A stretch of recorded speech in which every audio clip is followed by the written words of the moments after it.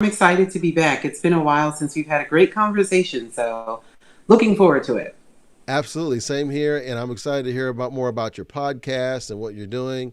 And some of the folks who haven't seen my prior episodes with you, I would love for them to know a little bit more about you. You've done a lot. I mean, not only are you a mom, is part of your name there, Honey Mom, but also you're a physician leader. You have definitely led from a leadership standpoint, but also from the perspective of a physician. So if you could give us a little bit of a background for those who are just now getting to know you, Dr. Honeywell. Absolutely. Well, thank you so much for having me here. And I think that one of the things that allows me to connect really well with other people is the fact that none of us are really one dimensional anymore. There are always so many different things and so many different layers to our lives. So I'm no exception.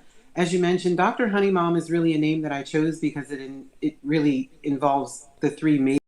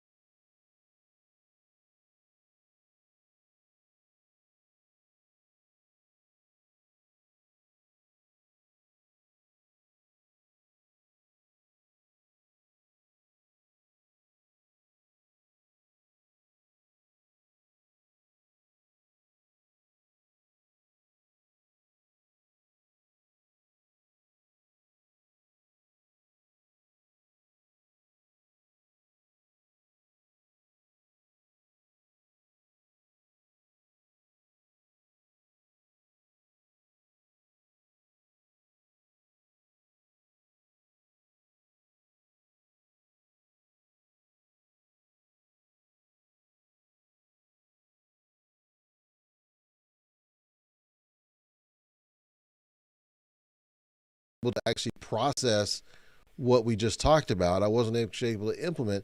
So I found myself working really late at night doing the work, or perhaps on the weekends, just so that I can have meetings all week. And I was like, there's something wrong with this picture here.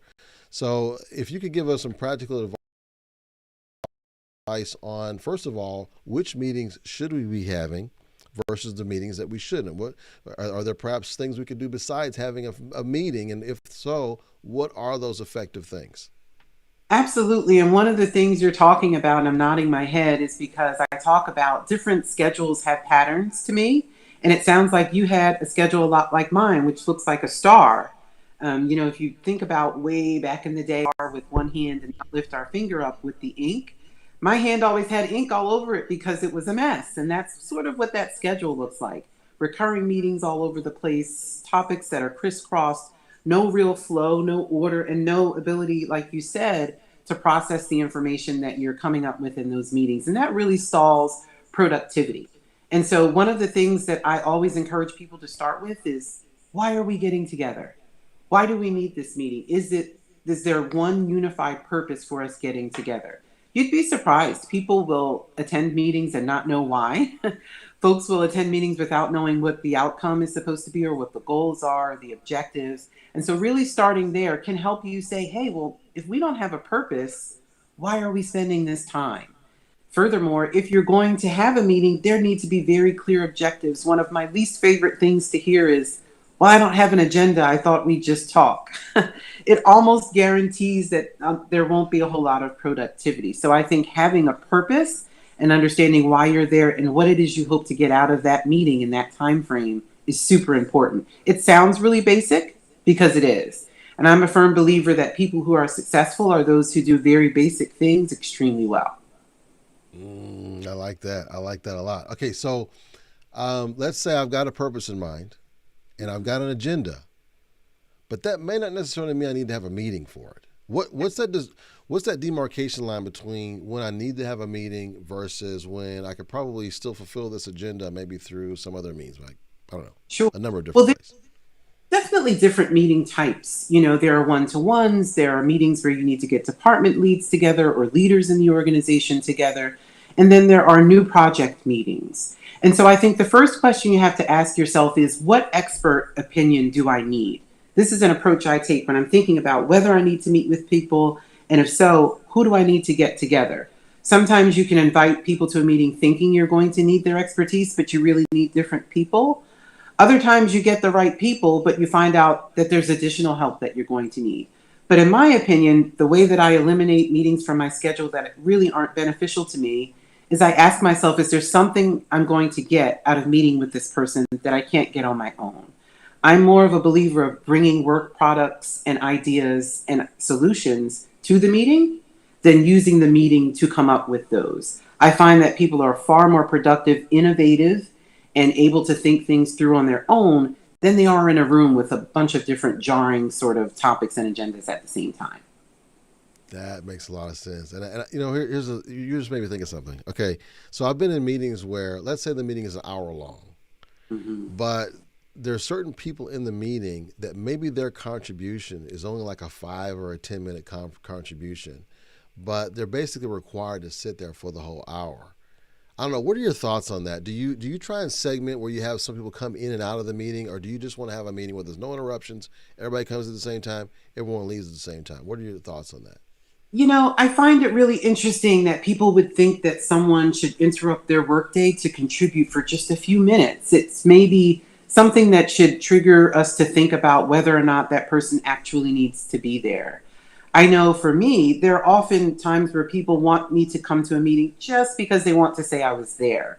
But there really isn't an expectation that I'm going to contribute. And that's just not the best use of anyone's time. So I think that happens a lot. But whether or not that person is actually contributing, if their contribution is so small, is something that I would question. However, I do think it's completely appropriate in the middle of a meeting where you don't feel you're contributing or you're getting lost to simply speak up and say so. There have been many meetings I've been in where everyone sort of felt the same way, and I've even found out people were in the wrong meeting just because I said, wait a second, what are we talking about here? It's okay to ask to redirect or to double check that you're in the right place and talking about the right thing.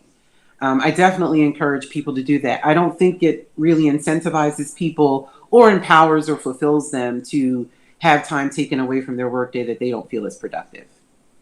Makes sense. Yeah, absolutely. Um, okay. Now, he says, so I have a question. Benjamin says, is there any way to hear the part where she was talking about her name? I was intrigued. Okay, so maybe they missed that part. Tell us the thought behind your name, Dr. Honey Mom. I thought it was really cool. I didn't know until today, actually, what it meant. So go ahead, go for it. Sure. You know, I have been called Dr. Tisdale for a long time. And one of the things that I get asked about all the time is how I manage all of my different roles, being a wife, being a mom, being a pediatrician. And so when I thought about what to call myself as I'm addressing the world or local community groups, Dr. Honey Mom just came to mind. So the doctor, of course, for my profession, Honey because I've been married for almost 15 years, and Mom because I'm a mom of two. And it just felt like it all went together, and it really tells people up front that I get it and that I live in the real world with real world problems, real parenting challenges, all of the same things that everyone else deals with. So that's where the name came from. And I trademarked it, so it belongs to me. I love it. I actually love it. Because okay, when I first heard, I was like, Dr. Honeyman, wow, because I've known you as Dr. Tisdale first. I was like, But when you explain it to me, it makes total sense. Okay, so I definitely, I'm with you now. So I'm definitely sold on that. Okay, so thanks for everyone watching so far. If you have any questions about meetings, how to facilitate meetings, I've got lots of questions. But in the meantime, I will be looking at the comments to make sure that I address your questions as we go throughout this discussion. So, what are the top 2 or 3 mistakes that you see leaders make when they call these meetings, either during the meeting or preparing for the meeting? I know you touched on one of them, which is you got to have agenda, right? So if you don't have an agenda, that's like mistake number one. But any others you can think of? I think it's really important, and I know this is difficult for the empaths in the group, and I work around a lot of empaths, but I think it's important to keep social events and meetings separate. Follow me out. I understand, again, that's really hurtful to the feelers, but I think it's important to understand that there are feelers and there are doers and everyone in between.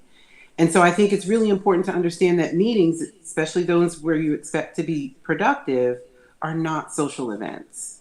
And so if you want to have a social event, have that. But if you would like to have a productive meeting where you're talking about a targeted subject, then you need to have that. Meeting leaders, the person who's facilitating the meeting, you really do have to be an active participant without being the biggest talker. So your responsibility in that setting is to make sure that each of the folks you've invited to this meeting have an opportunity to contribute, because after all, this is an interruption to their workday. And so if you've asked them to do that, it's very, very difficult and frustrating for me in the past when I haven't been able to contribute. So you have to be an active participant. And I think that people make the mistake sometimes of allowing the conversation to go too far off topic, especially if you're really focused on one thing. I know lots of us can, and maybe you can think about a meeting where you've left and you don't feel like you've made any progress from the minute you went in the room.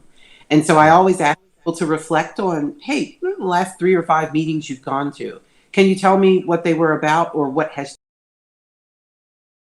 changed since you had them?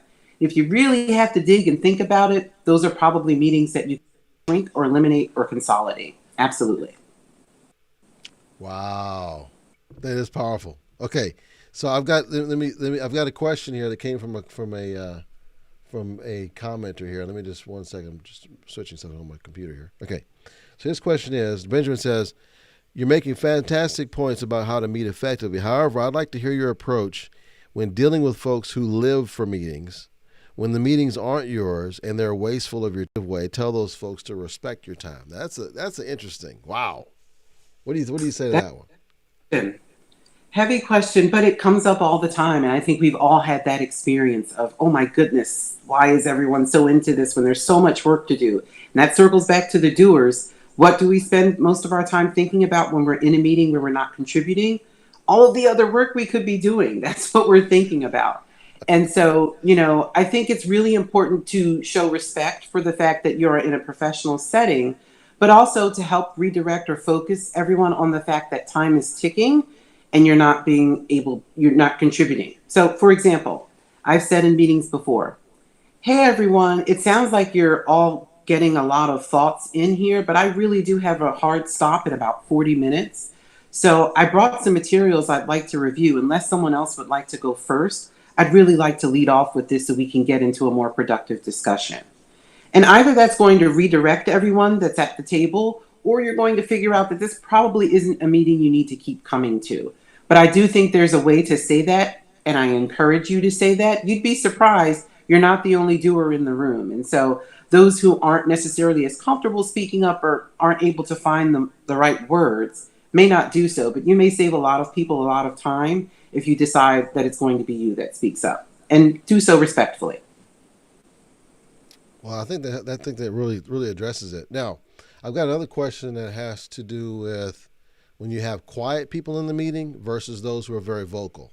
Let's say you've got, I don't know, let's say 6 people in the room, And out of Hmm. those 6 people, one or two of them is very vocal, and the other 4 are just not saying anything at all. Can you give us some tips on how we can keep those other folks who are quiet, actively engaged, and then perhaps are there any tips on perhaps maybe pulling the reins back on the one or two that are dominant? And by the way, I'll admit it.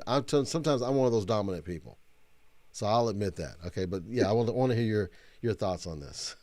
It's okay, Rollis. We would be on the same team. You know, I have a twin sister and she's the quiet one. I won't say I'm the dominant or loud one, but she is definitely the quiet twin. So I understand the difference between sort of being the one that talks all the time and other folks who aren't as verbal. I think it's important to recognize your doers. They're very valuable people. Hey, John and Rebecca are making excellent points. For the shy introverts, it's how you approach them. So you can say to them, "What are you thinking about?" I don't say, "What do you think about this?" or "What are your thoughts? Can you give us some feedback?" Introverts don't necessarily like to be put on the spot like that. But if you ask them more of an open ended question where they can truly tell you what their thoughts are, and then you can mirror and get more meaningful information, it's way more helpful. So that's my leading line with the quiet folks, the wallflowers, if you will. Hey, what are you thinking about? And they'll tell you. But you have to bring it out of them very gently, and that's important. Okay, very good. Thank you. So I have a little bit of a feedback. There was a delay and there's a little bit of a Uh oh. sound issue. So I was just trying to work through that. I don't think it has anything to do with you. So let me know if that it fixed it, Joanne and Amanda. You'll let me know in the comments on that. Okay. So going back to the meetings, give me an idea of how to determine length because, you know, you've got certain agenda points on your docket here that you want to cover. How do you determine the appropriate length of the meeting? Because I know typically there's like the magic hour. Everybody wants to pick an hour, right, for the meeting. Or sometimes they'll pick longer, sometimes shorter. But what do you think is an appropriate length of the meeting based on the amount of subjects that need to be covered? So, one of my meeting myths that I discuss in my podcast is that most meetings have to be an hour. And I think personally that most meetings are about 30 minutes too long, meaning that 30 minutes is wasted either not having an agenda or socializing. So I think that if you are doing one topic, a single topic meeting, especially if you're doing a one to one, 30 minutes is about as much as you'll need to cover that one topic.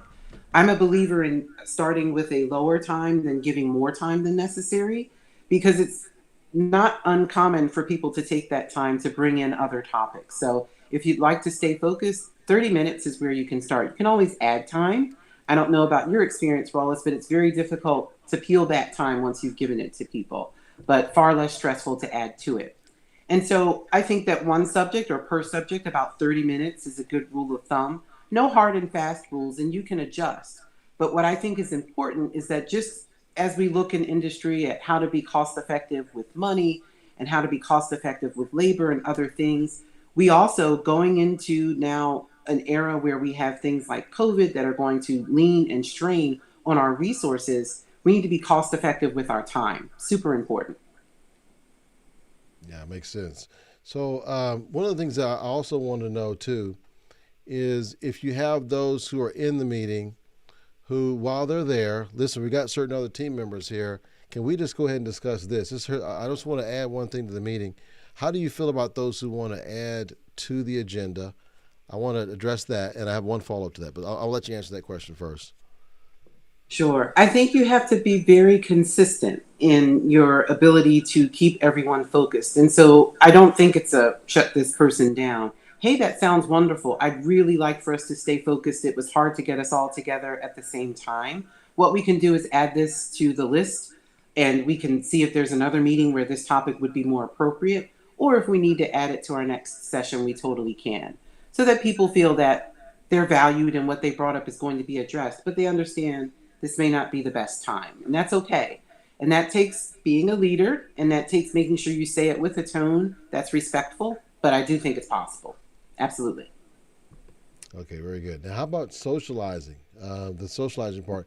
You mentioned earlier how you want to cut down on the socializing part, but there's going to be a few of those people in the room. They just can't help but just do some socializing. So, do you schedule some of that in there at the beginning? I mean, how do you work that out when it comes to the socializing part? Because I don't know that we can totally avoid it, If Sure. so, how do you gauge that? One of the wonderful things I think people do is they schedule time for it. Especially if organizations or teams, COVID has caused a lot of us to work remotely in different ways. And so some teams haven't seen each other in extended periods of time. So I think scheduling 20 minutes, 15 minutes, 30 minutes for people to meet and greet or hug each other or just get to see each other for the first time in a long time really plays a heavy part in organizational culture. And so I don't want to take away from that. But it also protects time for that and then protects time to meet. And I think that drawing that line is very helpful for the people who need to feel and socialize and then give everyone an opportunity to get on the same page and get to work at the same time. Absolutely. Sorry, I had to do a little pause there because they're saying there's a little bit of an echo. But whenever I listen to it on the LinkedIn, I'm not able to hear the same echo. So we're just going to keep rolling. There is a little bit of a lag, but that's not a problem because we'll be able to line that up on the back end with our editing team. So that won't be an issue. Okay, this is going. I'm actually getting a lot of my questions answered. Folks in the comments, let me know if you have questions as well. I'm going to look. In fact, I'm going to look right now and see if we have any additional questions. Now, Luke McGuire, he says, "I'm not a doctor. However, I do have a story that I think is really important to get out there regarding anti-vaccine." Oh no, I appreciate Off you, topic Luke, but a little bit, maybe? huh? Is that maybe a little off topic or? Yeah, it's a little bit off topic for today, but you definitely hit me up on a DM, Luke, and we can talk about that later about the anti-vaccine stuff. Okay, so as far as the meetings are concerned, how many do you think is too much or in a day? Because what I'm running into with clients, we'll schedule a meeting, and literally they have to stop the meeting because not because they don't want to talk anymore, but they literally have a meeting right up against that one. And I see this a lot with executives. I see it a lot with mid-level management. They all have so many meetings. I personally started cutting mine down. What are your thoughts on Sure. having back-to-back-to-back meetings? How much is too much when it comes to meetings? And there really isn't a hard and fast rule of how many is too much and how few are too little. What I think helps guide the answer to that question is, are you getting the work done that you need to get done that day?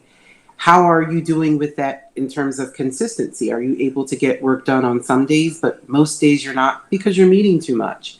And I think that's when you have to get really intentional about doing an honest appraisal of how you're meeting, what you're talking about, and if those meetings are truly needed and if there's a value add to them. And that can be painstaking. A lot of us have a lot of meetings, we meet different people, but you can also standardize a lot of things. Folks like yourself meet new people all the time. There are certain questions you want to ask them. There's certain information you'd like to have. Same for me. I'm a consultant. There's always certain information I want to know about clients, and I know what that is in advance. So I think that standardizing it to, I do 15-minute consultations, I do 15-minute intro calls. These things are standardized so that I can protect the time that I need, but it's enough time to ask the questions that I want the answers to. And so I think it's always a matter of, are you getting the work done you need to get done that day? Someone like myself and someone like yourself, business owners who work all the time, we're always trying to make sure that we're finding time to get done all the things that we want to get done. And so it's really, what do your results look like? They always speak for themselves. And a quick look there will tell you whether or not you're utilizing your time the best way that you possibly can or not. Okay, that's a good point. I'm going to piggyback on that.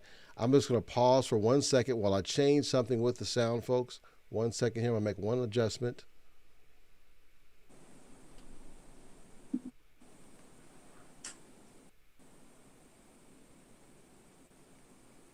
Okay. So I want to make sure, and you can let me know in the comments, Amanda and Joanne, if you can still hear me, and if that hopefully fixed the echo. I hope it did, and we'll just kind of continue on with our discussion here. Okay. So the other thing I wanted to ask you is, in terms of evaluating our work, getting work done, a lot of times those who see, I don't know, basically they see they're having too many meetings. Mhm. How is it that you express that to those who you're reporting to if they're the ones that's calling the meetings?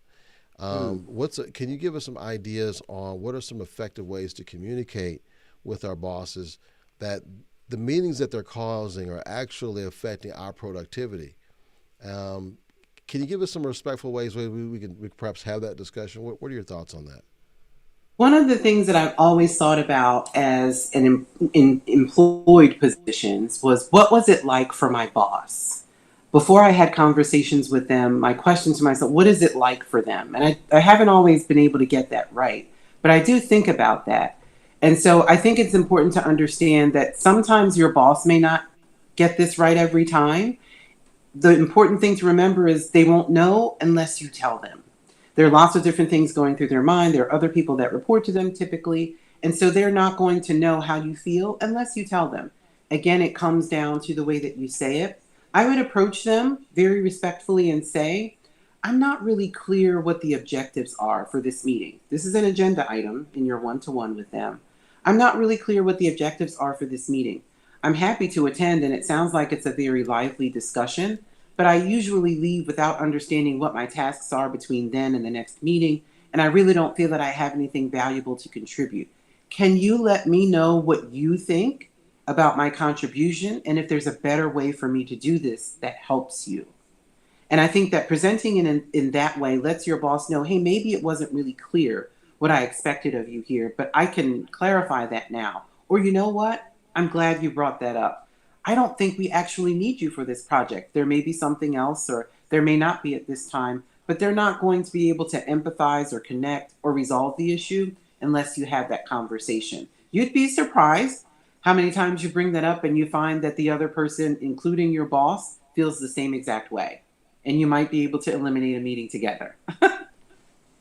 You know what? I like it. Because I think a lot of workers, those on staff, they want to communicate some of these issues, but sometimes they just don't know the best way to do it. And so I think Sure. you're giving us some good, effective ways to be able to do that. Benjamin Absolutely. came back with his comment. I'd like to see what you think of this. He Sure. says, I've found success in dealing with the socializing issue is to, after business has been conducted, invite attendees to bring up other topics. What that does is sets the expectation that we don't waste time while conducting business, but we will allow social time. No, we will be social if time allows. Sometimes we don't have social time, and other times we do. Okay, before you answer that question, I have a question for you. Sure. If let's say you're able to get the business done, and there's extra time. Let's say it's an hour meeting, and you're able to get the stuff done in 45 minutes. Sure. Do you take the extra 15 to socialize and talk about other stuff, or do you end the meeting? That way you can incorporate your answer to both Benjamin's and my question at the same time. My inclination, and I can only be honest, is to end the meeting and give people back those 15 minutes into their workday. I think it's natural, especially culturally in different organizations, for people to stay around and maybe talk a bit longer. But I always have found consistently over the years in working in industry that people are happy to get their time back. If they want to hang around, certainly they will, but we all have busier days where, hey, we didn't think we were going to have that time, but now we do, and it makes all the world of difference. So I'm always happy to give people back time into their workday, and I'm saying it that way on purpose. We talked about meetings being an interruption, so anytime I can shave off of a meeting or anytime that I can eliminate or save for someone is me giving their time back to them. And I make sure to say it that way, and then people, you'd be surprised, will start to reciprocate that. Hey, I wanted to keep this focused. Hey, we finished 10 minutes early. Take that time back into your workday, guys. It's contagious. Makes sense. It makes sense. Actually, now that I'm thinking back, whenever I have ended the meeting a little bit earlier, which I can't say happens a lot, but it happens sometimes.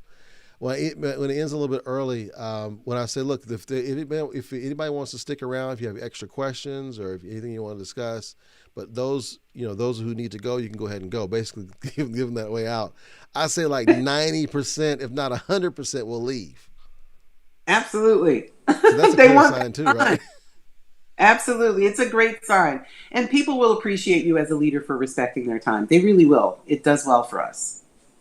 Absolutely. No, I appreciate that. That's really good feedback. Okay, so I'm just double checking my comments here, see if I have any other questions before I keep going and running my mouth here. Okay, here Shona comes in. She says, Shona Elliott. She's a returning guest, and she's been on the panels before too. She says, "Hello, hi Ross and Dr. Honeyman. Later, she was in a meeting actually. She's late 'cause she was in a meeting. Okay, She says, Dr. Honeymom encourages healthcare leaders to get agendas circulated in advance of meetings along with any other data related material. I see this as a pervasive issue for departmental meetings. Had to review quality KPIs without seeing it in advance. Interesting. So she says she's wondering how you encourage healthcare leaders to get agendas circulated in advance. Okay, I got it. So that and any other data related material, because it can be a pervasive issue for departmental meetings. What are your thoughts on that? Reviewing KPIs and stuff like that. How do you encourage the leaders to get their information in before the meetings? Thank you, Shona. Great question, and an issue that a lot of people face. I think there's two answers to that question. The first is that I lead by example.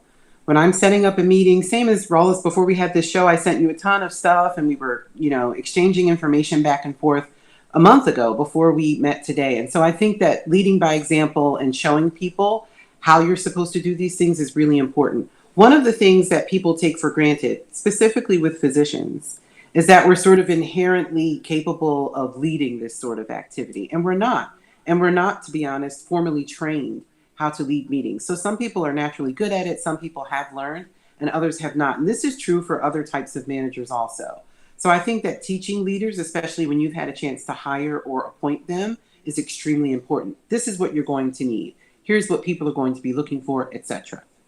The other part of that, though, KPIs are key performance indicators. And in a lot of organizations, there can be hundreds of metrics. At least that's been the experience in my past roles, tons and tons of data. And so I make it clear there's no way we're going to be able to review all of that in a meeting. And so I'm that one person, if I'm the attendee, who will continue to ask questions about where is this, where is that? Are we going to get a chance to see this before the meeting? Someone may not have thought about it. They may have left it off, but I am definitely going to keep seeing if we can get as much information before we meet as possible. Remember, I talked earlier about being an active participant if you're the meeting leader. Well, I think it's really important if someone is really, really task oriented and they're reading down a list of metrics that we all have seen before or we could look up. It's really important to say, hey, I'm really glad that you're so familiar with this data. We were hoping you would be able to highlight the key takeaways of A, B, C, or D. And I think it's just really important to teach them how to present data in a meeting, something that people are not necessarily formally taught. Some people may be better at than others. So it's being a good leader, leading by example, and not overlooking the fact that people need to be taught how to be managers and meeting leaders. Makes sense. Okay. So one of the things I was noticing as you were talking is I see the H there behind you. Yes. So tell me, and I know it's a little bit off topic, but I'm curious. Are you strategic in what's behind you? Because I know people they look to see what's around you, right? Are you strategic on that? Because we're in the virtual meeting space now, so I don't know about you. I tend to kind of look around and see what people have behind them. Should we be strategic about what we have behind us in a meeting? I think it's important in the virtual meeting world to have things that are aesthetically pleasing. One of the things I learned from my twin sister, though, people know my credentials. They know that I went to school. But one of the things that helps to tell my story and helps people connect with me is conversation pieces, things that will pique someone's curiosity to say, where did you get that? Or what does that mean? So when you look behind me, things that are important to me and mean a lot to my life are there. Pictures of my family, sculptures of physicians, plants, which are my mood stabilizers, if you will, books, things that I've written, all things that tell a story. And of course, the H, and it worked. Someone may not know what that is if they've never heard of Dr. Honeymom or seen my icon, but just like you asked the question, I can talk about the fact that that's a handmade craft icon that my husband made for me when I started this business. So it's something that I try to have on display all the time. Love that. Okay, I'm going to do a check-in with my audience here.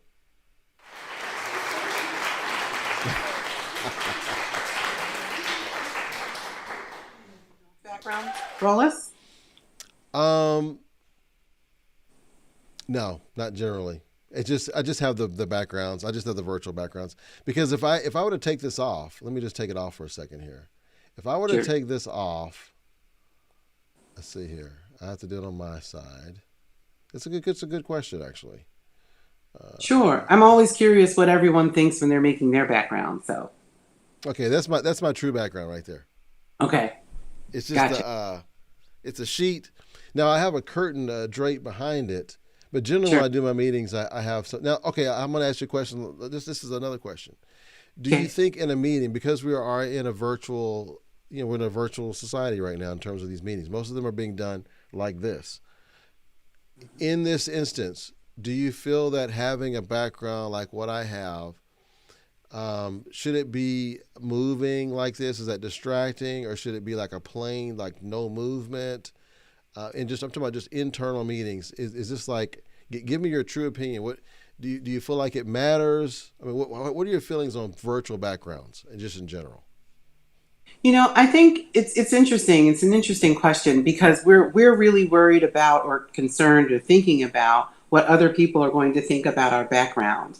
But to me, it's really what makes me comfortable. I'm not distracted or worried about what's behind me because we can see ourselves, which is not typically something that happens in a live in-person meeting.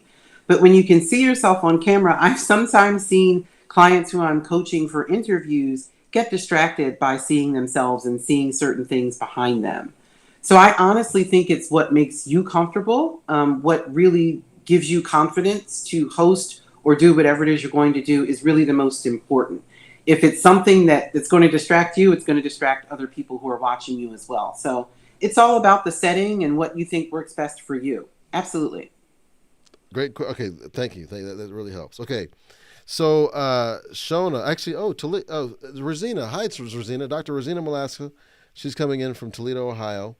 Now, Shona says she has a hard line with table drops at meetings unless it was time sensitive.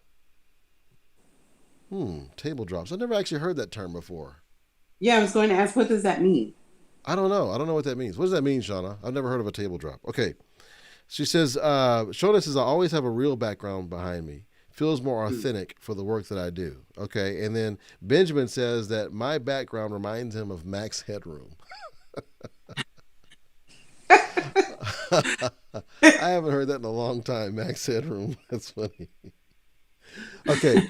So, that's a good point too. Real versus authentic. So apparently to you, it makes a difference to have an actual real background. Because I'm saying this is all real stuff here. This is not a virtual. Absolutely. Um, And this is my home office, so I'm comfortable here. And so I'm not distracted at all or worried about what's behind me, which allows me to talk very comfortably without feeling nervous. okay. Very good. Okay. So you know me, I always like to ask some kind of fun question. Okay. Sure. So I need to ask one fun question, and this is also our water break time. So if you got a little water there, if you want to take a little drink. Okay. So my question for you and for the audience, and this is one that's been kind of popular for me lately. I like this one. I'm going to ask you this one today. What was your favorite book as a child? Gosh, I'd have to pick my favorite book. You know what? My favorite book was called The Forest Hotel, and it was a very short hardcover book. The reason it was my favorite is because my twin sister taught herself to read before we went to school, and so she would get that book, or I would give it to her at night and insist that she read it to me. And so years later, after we graduated college, she tracked down a copy of it, and I still have it. And so when I think about my favorite book as a child, I read tons, but one of the ones that stands out is that one for obvious reasons. My twin sister read it to me. So very sentimental. Love it, love it. Does your twin sister live geographically pretty close to you, or is she pretty far away? No, she's on the East Coast. So we have learned since we went on our separate ways for training in school that that doesn't mean we always get to live in the same place. So we've learned to do the twin thing remotely. We're very good at it. Okay, very good. All right, so let's see if Shona has answered here. Oh, she says material dropped during the meeting, asking for physicians to make a decision. Mm, Oh, okay, that's what that is. Does that sure. make sense? Have you ever experienced that where someone does that? Absolutely. I think as physicians, we get accosted with decision making all the time, whether we want to or not, and that's a separate discussion. But I do think it's important not to abruptly put anyone on the spot in that situation. And that's really an indicator of a meeting that you could likely eliminate. You don't need to get 10 people together to ask one person what they're going to do about something. It's also not fair to give someone that sort of responsibility without giving them an opportunity to prepare.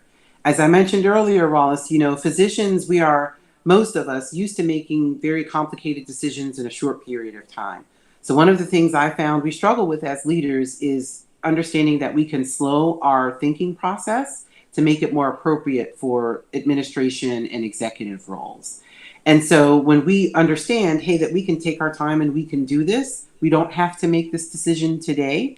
We need more information, and that's going to involve other people. We recognize that there's a more appropriate way to do things. But I think that's always something that throws us off is, hey, because there's a doctor here, I'd like you to make this decision right now.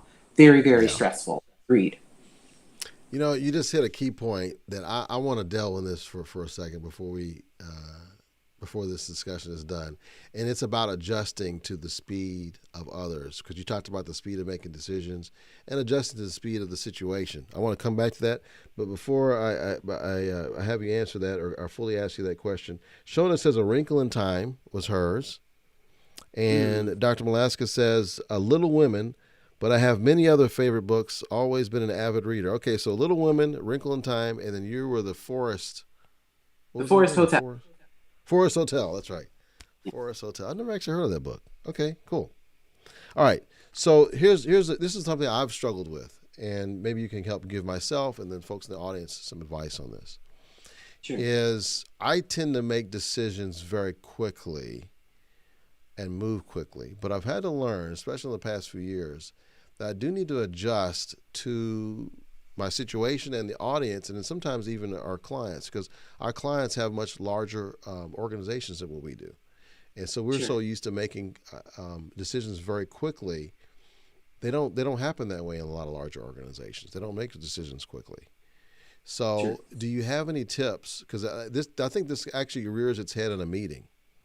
Because I know what I've done is I'll have a concept or an idea that I want to present to the even our individual our team itself, and because I kind of make those kind of decisions quickly and judgments quickly, not everybody goes at that same pace. So I may have some in the audience that are just like they're not ready to make a decision or give any kind of input at this point. They need to actually absorb it first. Mm-hmm. So any advice on adjusting to our audience and the role? Because I like what you said about physicians being used to making decisions, but then having to make an adjustment. So I'll let you go from there. Go ahead. Sure. So I think that's a mentality question, and it's not because you're doing something wrong. Being able to make effective decisions is a great skill, and I don't think it's something that you should try to turn off. What I do think is helpful is to not go into meetings thinking that you have to make a decision. And I think that will give it, because it certainly gives me an opportunity to listen more to the information that I'm being presented. I will literally tell myself and say out loud before I go into certain meetings, because I'm the same way, Avian, you don't have to make a decision in the meeting. This is for you to collect information. That's me telling me you don't have to do this. And so I think going into it not expecting to have to do that will help. It's really important for me when I'm running a meeting to be very deliberate about asking each and every person before the meeting concludes what it is that to make sure that I'm clear on what their contribution was and what their information was telling me. And I think that that's really a mentality issue. How am I going to be sure that I prevent myself from making a decision? You may miss out on information that could influence your decision one way or the other just because you're making it too fast, without all the information you ask all these people to come here and bring to you. So maybe just thinking about your mentality could help. I think it's also important to remember that some decisions need to be made over time and in different phases. So I have to prevent myself from wanting to get everything done at once sometimes and recognize that this is just a piece of this. There are going to be more meetings. There's going to be more time. We don't have to get it all hashed out right now. That's very different from the way I think as a doctor. Everything has to be concluded and wrapped up at the end of the visit, not necessarily true at the end of the meeting. Love that. That's great. Okay. So, folks, before we wrap up, feel free and pop in your questions before we wrap up. But I do want to ask you, if you could kind of encapsulate and summarize the main points from the day as to what we should do as far as action items to really facilitate amazing meetings. And of course, this can go, of course, for pretty much any leader. But of course, our physician leaders, they want to hear this. Our healthcare leaders. But I know everything we've talked about it really works in any industry. But how would you summarize some of the points of today of how we can facilitate amazing meetings? Absolutely. Three key things to really get started. The first is to really think about meetings for what they are, which is an interruption to our workday, not something that's going to help us get more work done. The second is to really take a look at your calendar. It's very objective. There's nothing made up on there. And there's information there that's going to tell you what kind of shape or pattern you may be. And I talk about that in my podcast and in my LinkedIn article. But understanding what your schedule shape is will help you understand some of the pitfalls of those patterns and how you can really cope with or make changes to make things better and get better outcomes. The third is to really approach meetings in a very active, organized, and approachable way. Approachable meaning, hey, if this isn't working for the people that you're inviting, they may give you feedback you weren't expecting. But if you want people to continue to be engaged and to attend with enthusiasm, changing your approach is very, very valuable at the earliest convenience. Don't allow things to drag on. Those would be my first three places to start. How are you organized? How are you approaching it in terms of an interruption and giving people back their time? And also making sure that you're really looking at your patterns and understanding how you can make changes to be more productive. You know, one thing I forgot to add, this is great. I think that was an excellent summary. One thing I forgot to ask you before this ends is notice. Mm-hmm. I've heard feedback from some. It's like, man, my boss, they always give me this like last minute meetings, and I've done that before too. I've been guilty of it. So do you have any advice on the amount of notice that's proper or that's recommended for holding a meeting? Sure. I think, of course, as much time as possible is always ideal, but I recognize that life happens and sometimes you have to do things as the need comes up. I think it's just really important. I'm a very direct person. When that happens, I'm always very, very honest up front. Hey, I really appreciate you making the time to meet with me today. I will be honest up front. I didn't have a ton of time to prepare for this. Of course, we called this meeting very late. So I'm really here to collect information or take notes. I apologize in advance for anything I may not have, but let me know and I can bring it next time. I think that just helps diffuse all of the stress and sometimes the expectations when I'm meeting with a client or I'm meeting with a student or someone who may be unsure about how to interact at this level. They sometimes get intimidated by that if they have to be called into a meeting at the last minute and they're not sure what to say. But I usually open up by being very, very open about the fact that I don't have certain expectations in that situation. Like that. No, that's good. And I've tried to do that too. Whenever I've called last minute meetings, say, listen, I know if you're not able, I know this is late notice. If you're not able to make it, it's not a problem. We can fill you in, or maybe I can figure out a way to reschedule, whatever the case is. Or like you said, we don't have to make a decision in this meeting. So I'm definitely going to make sure I kind of refine that a little bit, but definitely it was very helpful. Everything today, you answered so many of my questions about meetings today.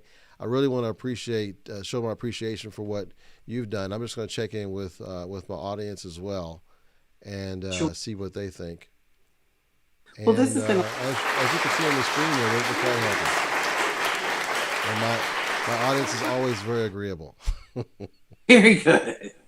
This is always a great time, Alice. I appreciate it. Thank you. Same for me. So what's the best way for folks to get in touch with you? How do they get? Now, we did put a link for your podcast, by the way. It's an Anchor link. We do have that in the links. Joanne just put that in there about meaningful meetings. So if you guys haven't listened to it already, feel free to take a listen to her podcast. Any other ways you would suggest that they are able to interact with you? Sure. You can check out my website, drhoneymom.com. You can send me a message and let me know about topics you'd like to hear about on my podcasts. They're streaming everywhere, Spotify, iTunes, everywhere that you can find podcasts. I've also written a LinkedIn article and I'm on every social media platform out there. So stop by, say hi, talk, let me know what you're thinking, and let's work together. This has been great. I really, really appreciate it. Love it, love it, awesome. And also, I noticed that Joanne put the article that you wrote. She put it in the comments as well. So those who want to check that out, feel free and do that. Oh, we have Dr. Madrill. Dr. Madrill, she's going to be on one of my roundtables coming up, actually in a couple of weeks. Yeah, awesome. She says, great information. Appreciate your comments. And then Shona says, great summary and a great discussion. Physicians often complain to me that their administration often will try to drop by my clinic or my waiting room wanting to meet with them. Very disruptive and not appropriate for the physician. Okay, wow, that's that's a big one there. Dr. Molaska says, very helpful information. Sorry, I missed part of it. She was completing some mandatory tests for her new contract job. ICU, she does ICU work. She's been working all through COVID, travel assignments. We thank you, Dr. Molaska, for what you've been doing. She's been working on the front lines. But thanks everyone for who's watched today. Thanks everyone who's commented today. We really love it. It was a very interactive discussion. And we're going to say bye